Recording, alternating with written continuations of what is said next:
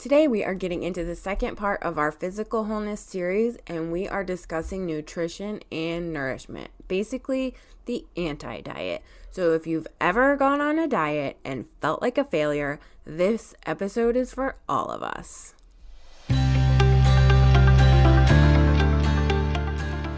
Welcome back to your emotional support podcast. I'm your host, Noelle Rizzio. I want to start off by talking about the fact that our society is so weight centric. We are so focused on weight and it drives me nuts. Remember last time when I said I was going to get on my soapbox?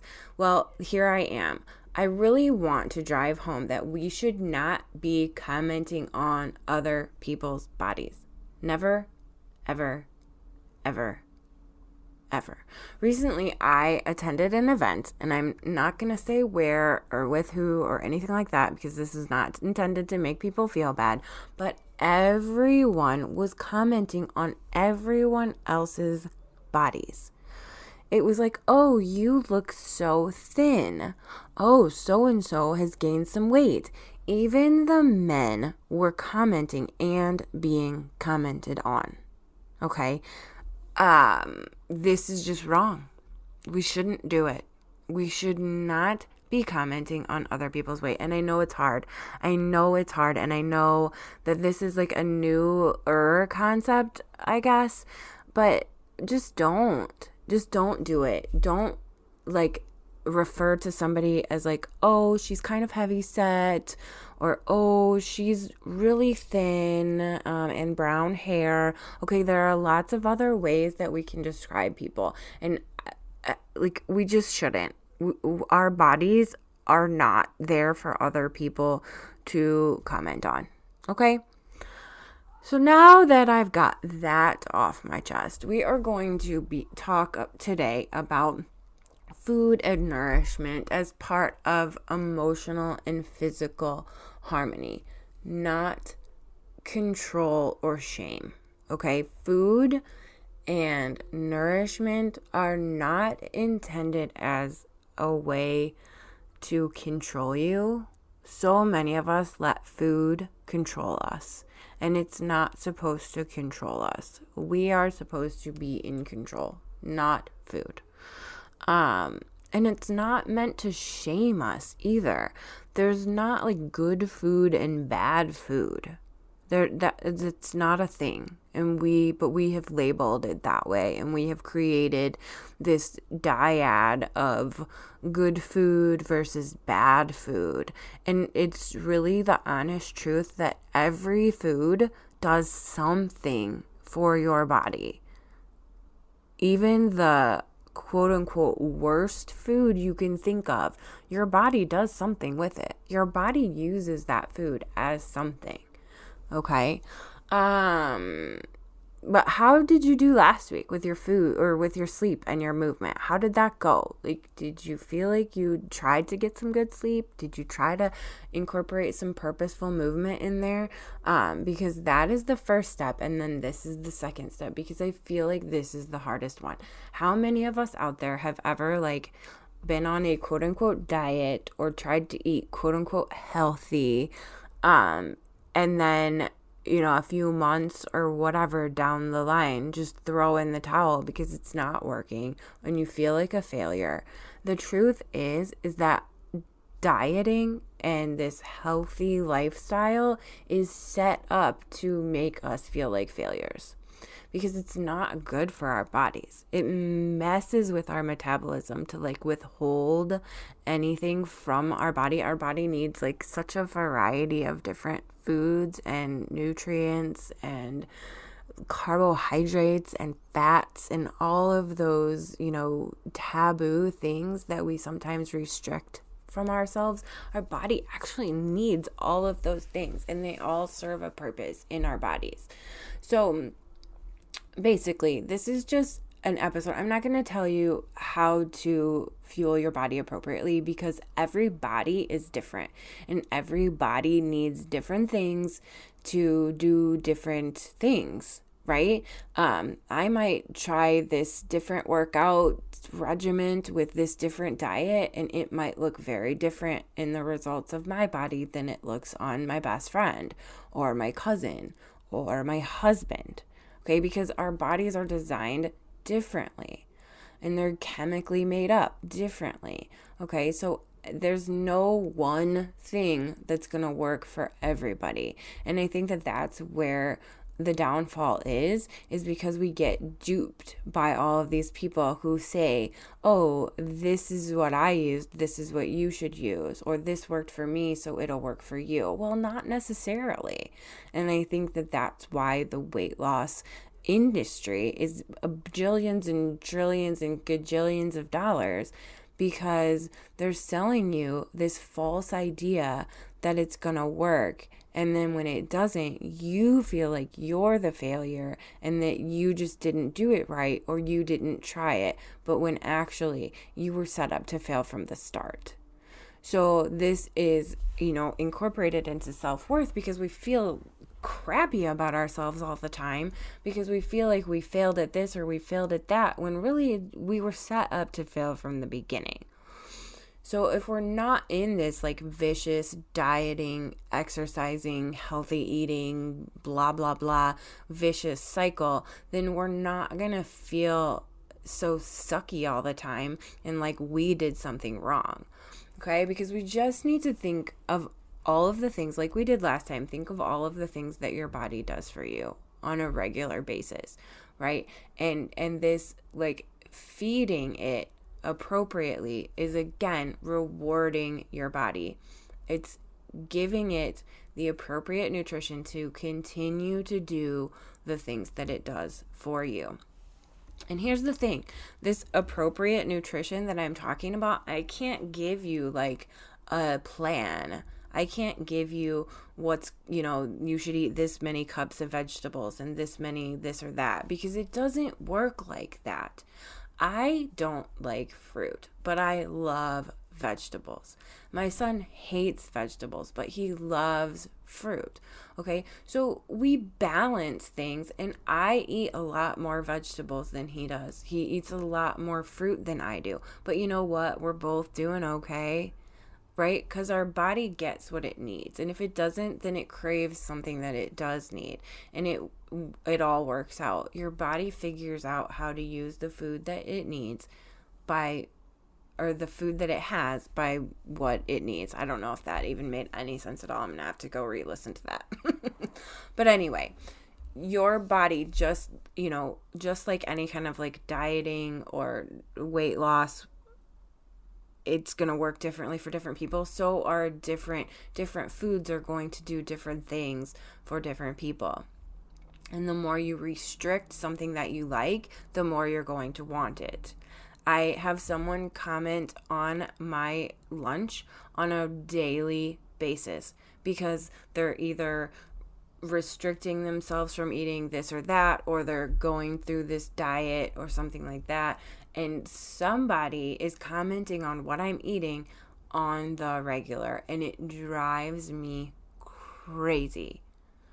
I want to be like, just eat something, or here, have a cookie. Okay. Anyway, that's my soapbox. But this dieting culture and this healthy eating culture, it has spun so far out of control, and we really just need to get back to the connection that we have with food and that we have with our bodies, to be able to know when we're hungry and eat when we're hungry, and know when we're full and stop when we're full. And this goes into this whole concept of intuitive eating. And if you haven't heard of it and don't know about it, you should look it up and read into it. I myself am a certified intuitive eating counselor. And so, obviously I feel really strongly about this, and I'm not going to get into it too much here because, again, I think that you need to really find your own path. And I can't tell you how to do that, but I really think it's important for you to educate yourself and just educate yourself on the different things that are out there, and really what's true and what's not true, and what is like this diet culture and what is actual researched, studied truths. I want to leave you with some practical tools, because I think me just sitting on my soapbox and telling you how awful diet culture isn't really helpful for you, although I hope it is a little bit, because I hope that it kind of motivates you to do some research and look into some things and maybe stop doing that. But basically, like I said, I want to leave you with some practical tools. Find simple meals that feel good. You don't have to be perfect, and you don't have to regiment yourself. You don't have to restrict yourself, but eat what you like. And if you feel like that, good versus bad food, just, make sure that you're eating in moderation the things that you think might be like quote unquote bad for you. But also while you're doing that, try to get away from the good bad, right? Because like I said, all of the things do different things for us, and all different foods are going to do different things for us. But food, it's supposed to be a nourishment for our bodies, but we've also kind of created this like social aspect of food. And so food and eating should be enjoyable. It should be something that is not horrific. And I know that I have seen some people sit down with their lunch and be like, ugh, this is disgusting. And I want to be like, well, then eat something else. We don't have to do this to ourselves, because again, it just turns out making us feel badly about ourselves in the long run. And maybe you lose a few pounds in the short term, but doing something like that, have you really ever lost weight like long term for like consistently and maintained that weight loss for an extended period of time? And if you have, great. And if you have found something that works for you, then that is wonderful. And I'm referring to those of us that haven't. And those of us that are still trying to balance it all and figure out what's right for us. And I think the best thing to do is just educate yourself. Educate yourself. Knowledge is power. Arm yourself with information. Do a research on your own body. What works for you and what doesn't.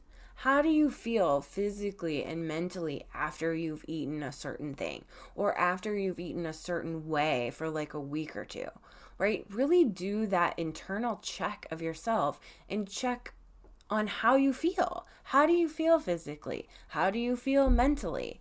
Okay? Because after you're doing these routines and really understanding your body and how it works and how it processes different things, just like we did with the movement, and checking in with ourselves on how we feel after we're consistently moving, or how we're feeling when we're consistently sleeping. Checking in on yourself and understanding how your body feels, that's your best research tool, because that is you, that is your body, and that is, you are learning about you and what works for you. And that is just like the point that I want to drive home, because if you're doing what works for you and you feel good, then that's what matters. And the number on the scale, that is a number, okay? And the number of gray hairs that you have on your head, that is a number. And the age that you are, that is a number, okay? All these external influences do not define who we are and how much worth we have. Our worth is defined by how we feel about ourselves, okay? So what you look like in a bikini does not define your worth. And what you look like, if you have to, feel like you have to wear a muumuu and you still feel amazing about yourself, then you rock that muumuu. Whatever makes you feel good about yourself, that's what we're here to talk about. Nobody else gets to define how you feel about yourself. Self-worth comes from inside, not from what other people think on the outside. Okay. And that, my friend, moves me to talk about something that I love chatting about, which is next week's topic, when we are going to talk about why people don't like us and why we should not care. That is literally one of my favorite topics, and I've been saving it because I wanted you guys to trust me first before we jump into this, but this is a good one. So I hope you show up next week. Just to kind of recap, nourishment is a part of being whole. It's care. It's caring for your body because your body does so much for you and you want it to keep going for a long time. Physical wholeness is not about changing your body. It's about cherishing it. It's about taking care of it. It's about loving it because it is part of you, and you are here because I want you to love you. Okay? And your body is the biggest part of you. Well, that sounded really bad. I guess your body is your external expression to the world, but I want you to love it from the inside out. Okay? And the feedback that you get from the outside does not determine how you should feel about yourself on the inside. Okay? Follow, comment, like, subscribe, whatever it is you do where you found me, because I really am so glad that you're here. And today's tip that you didn't ask for but definitely need: numbers do not define you. Okay, that number on the scale doesn't define you. You know, I should have talked about this. You can opt out of being weighed at the doctor's office. Just a helpful hint. They don't have to know your weight. They only do that for dosage reasons.